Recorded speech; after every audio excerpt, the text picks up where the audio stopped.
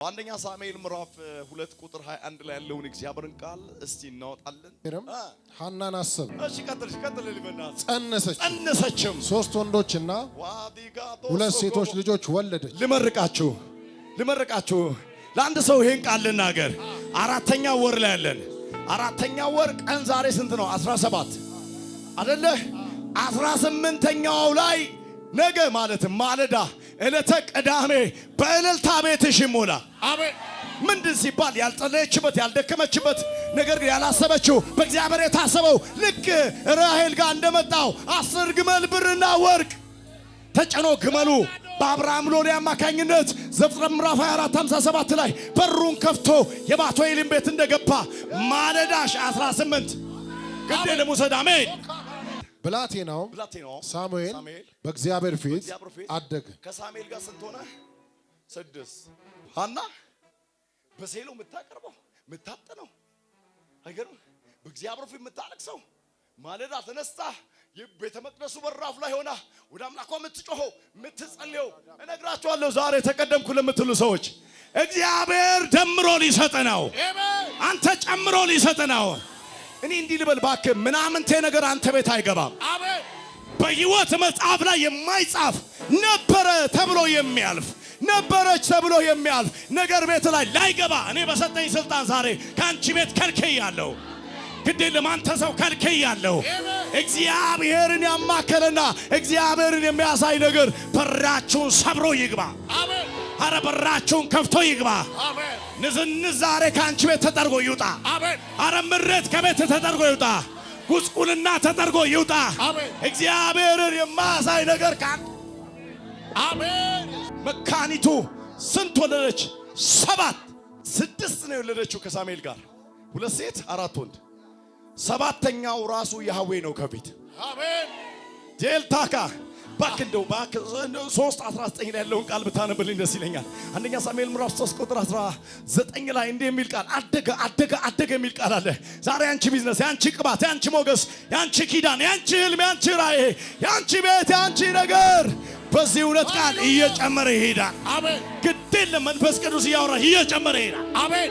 የጻድቅ ሰው መንገድ አለ የሚለው ምሳሌ 4:18 ላይ ሙሉ ቀን እስኪሆን ምን እያለ እንግዲህ ከሰፈር ላይ በሽታ ይጠፋል። አሜን። ጨለማ ይጠፋል። አሜን። ውርደት ሐዘን ይጠፋል። አሜን። ምንድነው የሚለው? ሳሙኤልም አደገ፣ እግዚአብሔርም እሱ ጋር ነበር፣ ከቃሉም ባካችሁ አሜን ብለዋ። ያደገ ሰው አያችሁ፣ የአፉ ቃል በምድር ላይ ጠባ አይልም። እግዚአብሔር አብሮት ያለ ሰው ይኸውልህ የቆመበት ስፍራ ልክ እንደ አብርሃም ማለት ነው። ሎጥ የለመለመው ነው አይደል የወሰደው? አብርሃም ግን ምድረ በዳው ላይ አይደል?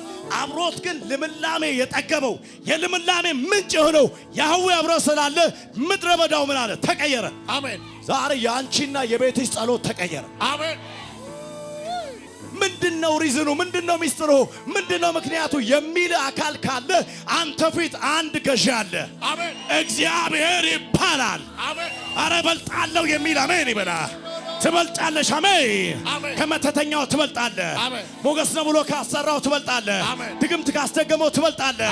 አንተ ዕውቀት አለኝ ብሎ በጨለማው ዓለም ውስጥ ካለው ትበልጣለህ። ከወረኛው ትበልጣለህ። በልጣለሁ በልሲ እበልጣለሁ። አደገ። ከቃሉም አንዳች በምድር ላይ አይወድቅም ነበር። እስራኤልም ሁሉ ከዳን እስከ ቤርሳቤ ድረስ ሳሙኤል ለእግዚአብሔር ነቢይ ይሆን ዘንድ የታመነ እንደሆነ አወቀ። እግዚአብሔርም ደግሞ በሴሎ ተገለጠለት። እግዚአብሔርም በእግዚአብሔር ቃል ለሳሙኤል በሴሎ ይገለጥ ነበር። የሳሙኤልም ቃል ለእስራኤል ሁሉ ደረሰ። ዛሬ መልእክት አለኝ። እኔ አንዳንድ ሰው ይሄ መንፈሳዊ ዓለም ላይ ወንድሜ ተንጠለጠለው ነገር ውሰት ተናጥቀ አሜን በለኛ። አሜን። ለዘር ማንዘር መርገም አይደርስም። አሜን። ለዘር ማንዘር ስብራት አይደርስም። ለዘር ማንዘር ውድቀት አይደርስም። ይሄ የእግዚአብሔር ቃል ግን የሆነ ሰውን ያቀነዋል። አሜን። የሆነ ሰውን ነገር ይቀይራል። ኧረ እየደጋገመ አንቺ ቤት ምስጋና ይሁን። አሜን። ምዕራፍ 2 ግን ልቤ ምን አለ? ቀንዴ በእግዚአብሔር ምን አለ? አፌ ምን አለ? በማዳን እንደ እግዚአብሔር ቅዱስ እንደ አምላካችን ጻድቅ አትታበዩ። በኩራት ምን አትበሉ። እግዚአብሔር በእኛ ቤት ምንድነው? እግዚአብሔር በልጆችሽ ላይ ምንድነው? እግዚአብሔር በአገልግሎት ምንድነው? እግዚአብሔር በጀመርከው ጉዳይ ላይ ምንድነው? አዋቂ ነው የሚል አንሶ ጮኸ። አዋቂ ነው በልባከ ያንተ እግዚአብሔር አይሮጥም፣ ይቀድማል፣ አይዋጋም፣ ያሸንፋል። ዘፍጥረት ምዕራፍ 21 ቁጥር 4 እሺ እግዚአብሔር እንደተናገረው ሳራን አሰበ። እግዚአብሔርም እንደተናገረው ለሳራ አደረገላት። ነው እግዚአብሔር አንደኛ የመከራ ወይ ደግሞ የእንባ ምንጭ እግዚአብሔር ይደርቃል ነው ያለው። አሜን። የእንባ ምንጭ በሉሴ የእንባ ምንጭ ይደርቃል። እግዚአብሔር ሲያስብ ሁለተኛ መቋቋም የማትችለው ክብርና ቅባት አንተ ጋር ይመጣል። አሜን። መሳፍንት ምዕራፍ 13:24 ላይ ሴቲቱም ወንድ ልጅ ወለደች፣ ስሙንም ሶምሶን ብላ ጠራች። ልጁም አደገ፣ እግዚአብሔርን ባረከው። የእግዚአብሔርን መንፈስ በጾርናና በኤሽታኦል መካከል ባለው በዳን ሰፈር ውስጥ ሊያነቃቃው ጀመረ። ሳምሶን ወደ ተምና ነው እየሄደ ያለው። ሳምሶን ማኑኤልን ይዞ አባቱን ማለት ነው እናቱን ይዞ እየሄደ ያለ በፍጹም ሳምሶን አትኖር፣ በፍጹም ሳምሶን አንተ አትገባ፣ በፍጹም አንተ ሳምሶን አቅም የለም፣ በፍጹም አንተ ሳምሶን እዚህ ጋር ያበቃላል ብሎ ነው አለ ያደቡሉ ምን እያለ መጣ እያለ ሲያምብልኝ። ሶምሶንም አባቱና እናቱን ወደ ተምና ወረዱ። በተምናም ወዳለው ወደ ወይኑ ስፍራ መጡ። እነሆም የአንበሳ ደቦል እያገሳ ወደ እርሱ ደረሰ።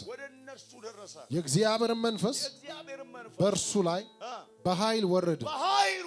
ጠቦትን እንደሚቆራረጥ በእጁ ምንም ሳይኖር ቆራረጠው። ማን ነው ቀኝ እጁን ብድግ የሚያደርግ?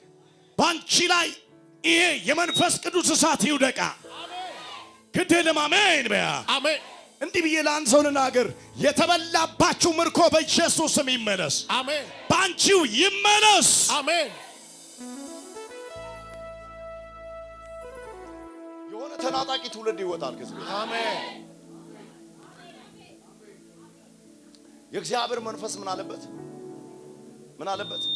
ወረደ። በእጁ ላይ ምን ሳይኖር ምንም ነገር ስለዚህ አንበሳን የመገንጠል አቅም ያገኘው ምንድነው ካላችሁ የመንፈስ ቅዱስ ኃይል አዲካፖ መንፈስ ቅዱስ አይታችኋል። የሳምሶን የሚባለው እዛው 15-13ኛው ቁጥር ላይ ስትመለ እልል እያሉ ፍልስጤሞች ሊገናኙ ሲመጡ ዘወር ሲል ቃል የወደቀባት ያህያ መንጋጋ መታበጁ እንዲህ ሲያነሳ የእግዚአብሔር እጅ አብሮት ነበር። 500 ሰዎች በዚህም ሲያነሳ በአንድ ጊዜ የፍልስጤም ሰዎች ስንት ሺህ? 1000 ሰዎች ምን አደረጋቸው? ከመራቸው። ቅባት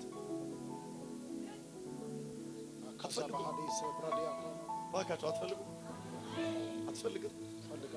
እግዚአብሔር ሲያስብ አንተ እኮ ወዳጅ ያልጠበቀው ነገር ውስጥ ልትገባ እግዚአብሔር ይዞልህ የመጣው ቅባት ነው። ኧረ ቅባት ነው ወንድሜ፣ እነግርሃለሁ 48 ጊዜ ቢሊየን ጊዜ ተናጋሪ ብትሆን ሰይጣን አይፈራህም። የተቀባና የሚጸልይን ሰው ሲያይ ግን ግና